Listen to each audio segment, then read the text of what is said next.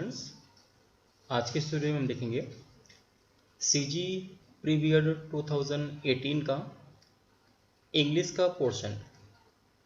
आज हम यहाँ पे इंग्लिश के पोर्शन को सॉल्व करेंगे और इस इंग्लिश के पोर्शन को सॉल्व करते समय मैं आपको पूरी अच्छे से यहाँ पे एक्सप्लेन करके बताऊँगा और ये भी बताऊँगा कि आप कैसे इस सेक्शन में मैक्सिमम यहाँ पे मार्क्स गेन कर सकते हैं।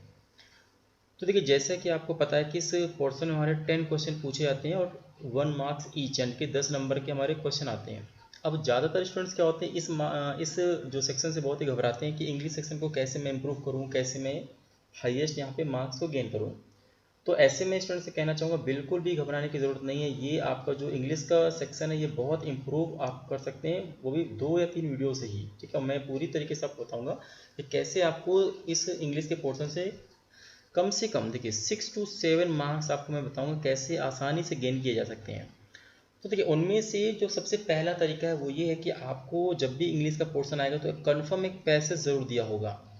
ठीक है, एक कहानी यानी कि स्टोरी जरूर दी, क्योंकि पैसेज जिसमें आपको लास्ट में 3 से 4 नंबर के क्वेश्चन पूछे जाएंगे और पैसे ऐसा होगा बहुत आसान। ये मत सोचिएगा कि बहुत टफ लेवल का होगा। ये आपके 10th और 12th के एग्ज़ाम से जैसे हमारे इस समय आते हैं उसी से रिलेटेड हमारा ये पैसेज होता है। बहुत आसानी से एक बार में आप पढ़ के समझ जाएंगे।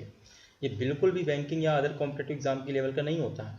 तो यहाँ से मैं पूरी उम्मीद करता हूँ कि आपको जितने भी मार्क्स के आएगा आप पूरे के पूरे गेन कर सकते हैं। तो आइए मैं आपको करके दिखा भी देता हूँ कि कैसे इसको देखिए टैकल करना है, कैसे हैंडल करना है। तो देखिए, सबसे पहले यहाँ पे जो पैसेज दिया है इसको पढ़िए और खुद इसका मीनिंग निकालने की कोशिश करिए। आप वीडियो को पॉज कर सकते हैं, इसका मीनिंग समझिए, फिर उसके बाद मैं तो आपको करा ही रहा हूँ। तो देखिए, यहाँ पे लिखा हुआ है, स्टार्टिंग में लिखा हुआ है कि most people lead the lives. यहाँ से देखिए स्टार्टिंग हुई है, कह रहा है कि most people lead the lives that circumstances have thrust upon them. अब देखिए इसका मतलब क्या हुआ।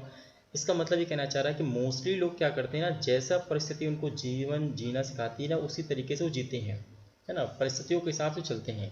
फिर आगे लिखा हुआ कि बट लेकिन Wilson had boldly taken the course of his life. अब यहाँ पे देखिए विल्सन के बारे में बात कर रहा है, कह रहा है Wilson had boldly taken the course of his life into his own hand. Wilson ने क्या किया, अपनी लाइफ को अपने हाथों में लिया और एक बोल्ड डिसीजन लिया। ठीक है, इसका मतलब है क्या डिसीजन देख लिया।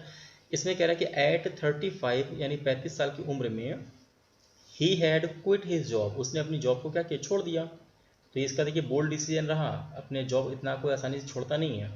लेकिन क्यों छोड़ा, तो कह रहा है कि to lead a pleasant life, उसको अपनी लाइफ को एक शांतिपूर्वक जीना था। प्लीजेंट लाइफ यानी खुशहाल जीवन जीना था। कहाँ पे, ऑन एन एक्सोटिक आइसलैंड, वो अपने पास के एक द्वीप में जाकर के रहना चाह रहा था। फिर कह रहा है with just enough money to last for 25 years. With just enough money का मतलब है कि उसके पास इतना पैसा था वहाँ जाने के लिए ताकि वो 25 सालों तक जी सके। तो यानी कि इसका मतलब समझ आ गया कि 35 साल की उम्र में उसने जॉब छोड़ा और 25 साल तक का वो अपना पैसा लेके गया था, यानी कि टोटल अगर जोड़ा है तो 60 साल तक वो जी सकता था इस पैसों के बेस पे। फिर कह रहा है कि वंस 15 ईयर आफ्टर, यानी कि 25 साल तक का वो पैसा लेके गया था, लेकिन 15 साल जब पूरे हो चुके तो क्या हुआ, कह रहा है कि once 15 years after he had been on island, जब वो अपने आइसलैंड में था, I happened to meet him, मुझे उससे मिलने का मौका मिला। ठीक है, and inquired about his financial situation, और मुझे उसकी फाइनेंशियल सिचुएशन को जानने के बारे में मुझे एक कह सकते हैं मैंने को कोशिश किया। तो उसने क्या कहा, देखिए he said it will carry me on till I am 60। तो उसने बताया कि उसके पास इतना पैसा भी है कि वो 60 साल तक जी सके। तो स्टार्टिंग में आपको पता है कि 35 साल में जॉब छोड़ा, 25 साल तक वो पैसा लेके गया था, यानी कि 60 साल तक वो आसानी से जी सकता था। लेकिन उसके बाद उसने क्या कहा, कह रहा but one can not be sure of dying at 60, लेकिन कोई ये नहीं कह सकता वो 60 साल तक ही जिंदा रहेगा। ये बात एकदम हकीकत है, आप अपनी मौत को नहीं बता सकते, वो जल्दी आएगी कि बाद में आएगी। तो इसलिए उसने कहा कि भाई one can not be sure of dying at 60। फिर मैंने पूछा, आई सेड वेल, बिल्कुल सही है। तो उसने क्या रिप्लाई दिया, देखिए ही replied it it depends on one self, ये खुद के ऊपर डिपेंड करता है कि आपको कितना जीना है या कैसे जीना है। ये बिल्कुल सही है, आपके ऊपर डिपेंड करता है ये भाई आप कितना मेहनत करके कहाँ से कहाँ तक जा सकते हैं। फिर कह रहा डजंट इट, है कि नहीं। तो ये देखिए पूरा का पूरा पैसे आपने देखा तो आपको लगा होगा कि पैसे का मीनिंग एक ही बार में आप समझ गए कि क्या ये कहना चाह रहा है। अब इससे रिलेटेड हम जो क्वेश्चन यहाँ पे पूछे गए उन पर हम फोकस करते हैं। तो देखिए यहाँ पे ऑलरेडी आपको लिखा है कि 91 से लेकर के 93 तक क्या हो रहा है कि आपको क्वेश्चन दिए हैं, जैसा आपने पैसेज में पढ़ा होगा उसी के हिसाब से में क्या करना है, क्वेश्चन के आंसर देने हैं। आइए देखते हैं पहला क्या लिखा हुआ है। कह रहा है कि according to the author most people, कह रहा है कि ऑथर के हिसाब से हमारे मोस्ट पीपल क्या करते हैं। तो आपने देखा पहली लाइन में आपने पढ़ा भी सिचुएशन के हिसाब से जीना चाहते हैं। तो यहाँ पे आपके सारे ऑप्शन दिए हुए हैं कि पहला दिया कि do not allow circumstances to affect their life. Circumstances क्या करता है, उनको अलाउ नहीं करता है ताकि उनकी जो लाइफ है वो चेंज हो पाए।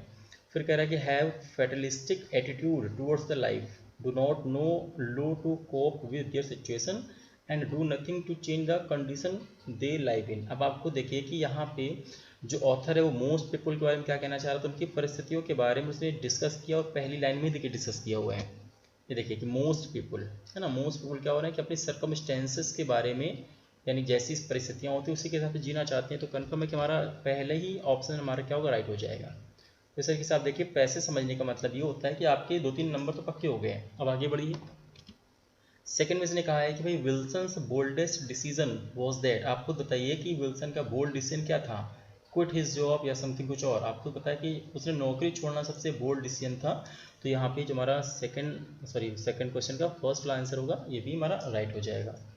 अब इसका देखिए थर्ड हमारा देख रहे हैं, इसमें कह रहा है कि डिपेंड्स ऑन वन सेल्फ, यानी कि खुद के ऊपर डिपेंड करता है। इस वर्ड से विल्सन 60 साल की उम्र में क्या कहना चाह रहा था। तो आपको पता है कि इसमें उसने ये कहने की कोशिश किया है कि 60 साल में वो खुद के ऊपर डिपेंड करेगा कि कैसे अपने खुद के लिए साधन बनाएगा, कैसे वो जिएगा, ये इसके ऊपर डिपेंड करता है। तो देखिए यहाँ पे भी क्या हो रहा है कि depends on his own resources, वो खुद के बनाए हुए रिसोर्सेज के हिसाब से डिपेंड करता है कि आपने उस आगे की ज़िंदगी जीने के लिए कुछ बना के रखा है या नहीं रखा है। तो इसका भी हमारा पहला ही ऑप्शन राइट हो जाएगा। जबकि बाकी जो हमारे अदर ऑप्शन है वो देखिए बिल्कुल भी इसको फॉलो नहीं करते हैं। एक में कह रहे कि surrender him to destiny, take away his own life, या फिर carry on living in the same way. तो इस तरीके से आपने देखा कि बाकी ऑप्शन इस पर मैच नहीं करते हैं। तो हमारे यहाँ पे तीनों देखिए, तीनों एकदम सॉलिड मार्क्स हैं। इसलिए मैं कह रहा हूँ कि क्वेश्चन में जो पैसेज आएगा उसको आप बहुत आसानी से रीड करने का थोड़ा सा हैबिट डालिए, या तो जो मैं क्वेश्चन करा रहा हूँ इसी की प्रैक्टिस करिए 3-4 बार। तो कन्फर्म में जब एग्जाम आपके सामने आएगा तो आपको ऐसा लगेगा कि आपके सामने जो भी चीज़ें आपने ऑलरेडी पढ़ी हुई हैं तो आपको बहुत अच्छे से उसको हैंडल कर सकते हैं। अब ये नेक्स्ट यहाँ पे देखते हैं क्वेश्चन नंबर 4 यानी कि 94।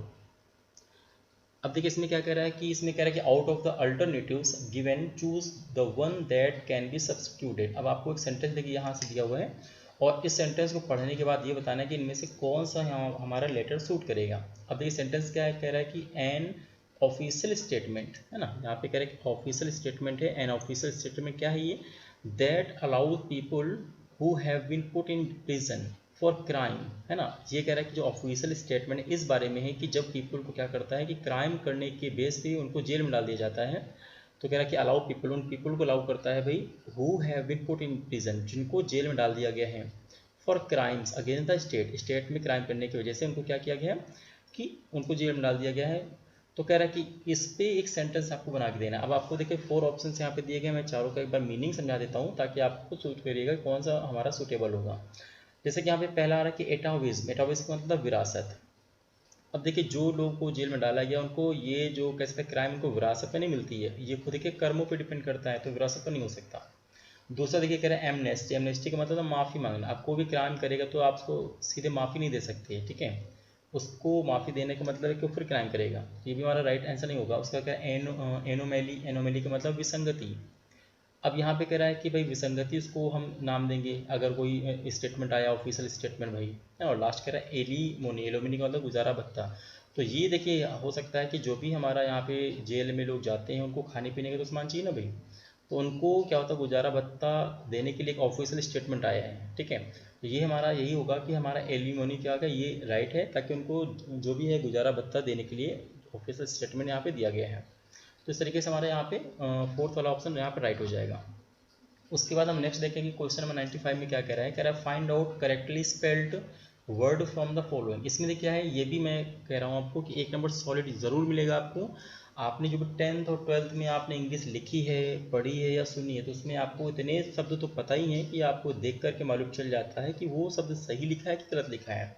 तो उसी तरीके से आपको 1 नंबर यहाँ पे फिक्स हो जाएगा कि आपको बस ये देखना है कि जो भी हमारे यहाँ पे क्वेश्चन दिया गया, सॉरी वर्ड दिया गया, उसमें स्पेलिंग कौन सी करेक्ट है कौन सी राइट है यानी कि रॉन्ग है। इसमें आप देखिए जो चारों ऑप्शन यहाँ पे दिए हैं कि आपको देख के बताइए कि इनमें से कौन स्पेलिंग ठीक है कौन गलत है। तो आपको देखते ही यहाँ पे मालूम चल जाएगा कि इसमें हमारा जो राइट वाला है वो ऑप्शन नंबर 4 है, नेसेसरी। नेसेसरी की स्पेलिंग क्या होती है, NECESSARY, ठीक है।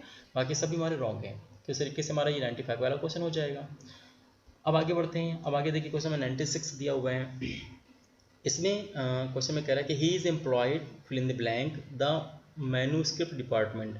मतलब वो एम्प्लॉय है मैन्यूस्क्रिप्ट डिपार्टमेंट में। मतलब कन्फर्म है कि ये जो ब्लैंक दिया यहाँ पे मे का अर्थ निकल रहा है कि he is employed the manuscript department, कि वो मैन्यूस्क्रिप्ट डिपार्टमेंट में एक एम्प्लॉई है। फिर आगे देखिए फिर से फिल इन द ब्लैंक दिया है और यहाँ पे कह रहा है कि द ब्रिटिश म्यूजियम। अब ये देखिए आप समझिए इसका अर्थ निकालिए कि ही इज़ एम्प्लॉयड, ठीक है, वो मैन्यूस्क्रिप्ट में एम्प्लॉई है और वो मैन्यूस्क्रिप्ट सॉरी डिपार्टमेंट का है, वो भी कह रहा है ब्रिटिश म्यूजियम में। मतलब सेकंड वाले का भी मे का अर्थ निकल रहा है कि वो मैन्यूस्क्रिप्ट डिपार्टमेंट में एक एम्प्लॉई है और डिपार्टमेंट का है वो ब्रिटिश म्यूजियम में है। अब देखिए यहाँ पे मे का अर्थ निकल रहा है, तो मे की इंग्लिश क्या होती है आपको सबको पता है कि वैसे जनरली देखा जाए तो इन का मतलब था मे को हम इंग्लिश में इन से पहचानते। तो क्या यहाँ पे दोनों जगह इन को फिलअप करेंगे या कुछ और फिलअप करेंगे, तो यहाँ पे भी आपको ध्यान देना है कि जो पहला वाला हमारा यहाँ पे उसमें यहाँ पे इन को फिल करेंगे क्योंकि यहाँ पे हमको सीधे डिपार्टमेंट की बात कर रहे हैं, है ना कोई। लेकिन जो दूसरा वाला है यहाँ पे इन की बात नहीं कर रहे हैं, यहाँ पे प्लेस की बात हो रही है। ब्रिटिश म्यूजियम एक जगह की बात हो रही है, तो वहाँ पे हमेशा इस प्लेस के लिए ऐड का यूज़ करते हैं। कहीं भी स्थान हो या फिर प्लेस हो उसके लिए ऐड का यूज़ करते हैं, और प्लेस के अंदर हमारे डिपार्टमेंट बने हुए तो वहाँ पे इनका यूज़ करते हैं।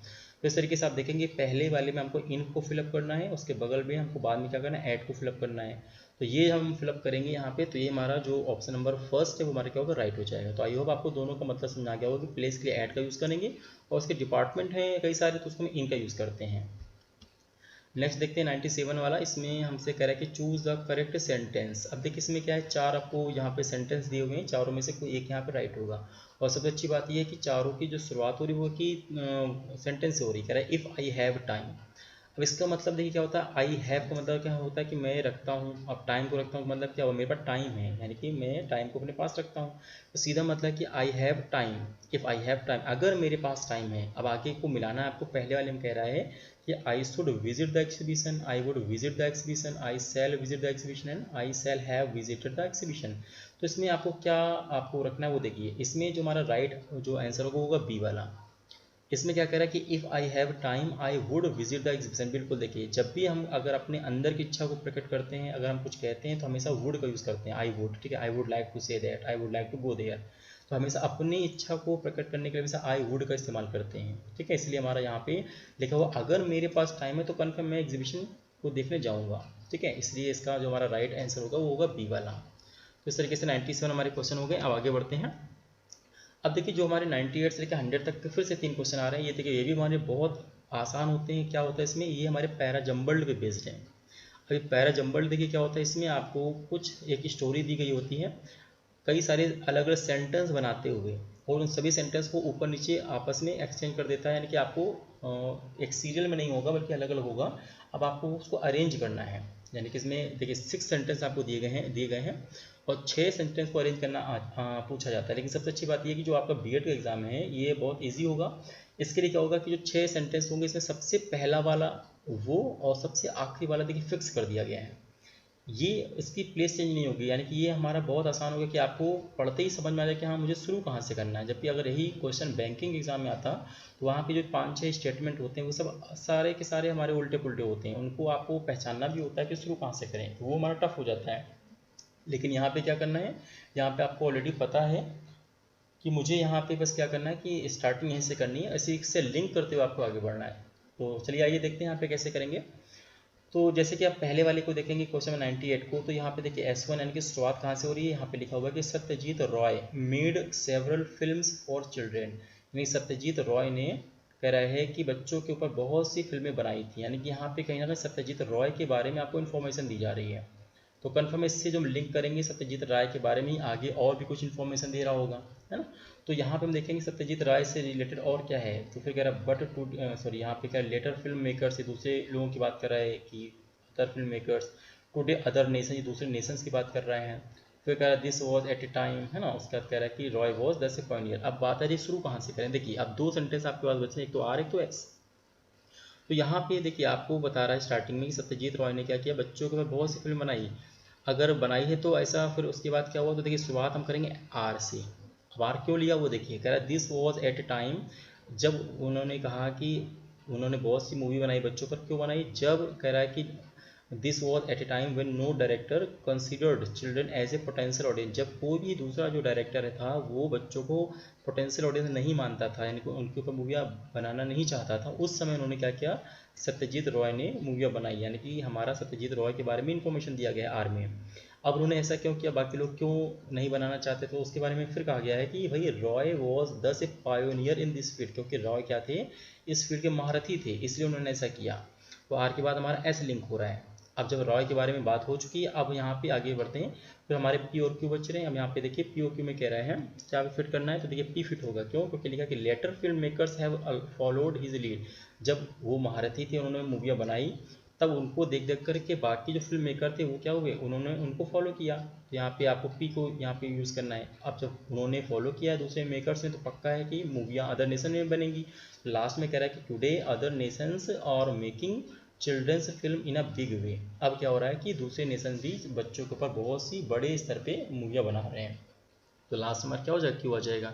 तो देखिए यहाँ पे पायोनियर सॉरी यहाँ पे सत्यजीत रॉय के बारे में इंफॉर्मेशन दी गई, उसके बाद उन्हीं के बारे में बताया गया, फिर आगे अदर मेकर्स के बारे में, और लास्ट में अदर नेशंस के बारे में बता रहा है। तो हमारा जो करेक्ट सीरीज बनेगी होगा आर, फिर एस, फिर पी और क्यू।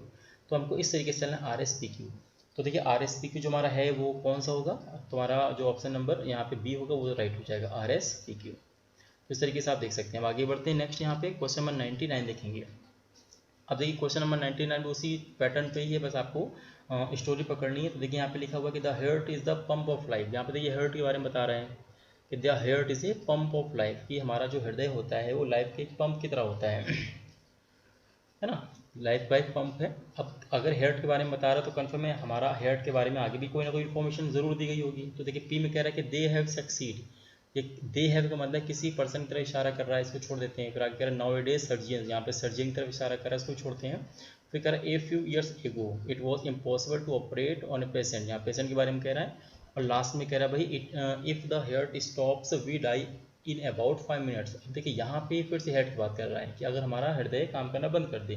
तो देखिए यहीं से हम शुरू करेंगे कि भाई अगर heart is the pump of life, अगर हमारा हृदय जो है वो लाइफ का पंप है, तो कन्फर्म हृदय के बारे में और क्या इन्फॉर्मेशन, तो एस कह रहा है कि अगर हमारा हृदय काम करना बंद कर दे तो हम 5 मिनट के अंदर डेथ कर जाएंगे। ठीक है, यही हमारी हार्ट के बारे में इन्फॉर्मेशन दी गई है। तो देखिए सारे हमारे ऑप्शन एस से ही स्टार्ट हो रहे हैं, हमने एकदम करेक्ट लिंक किया है।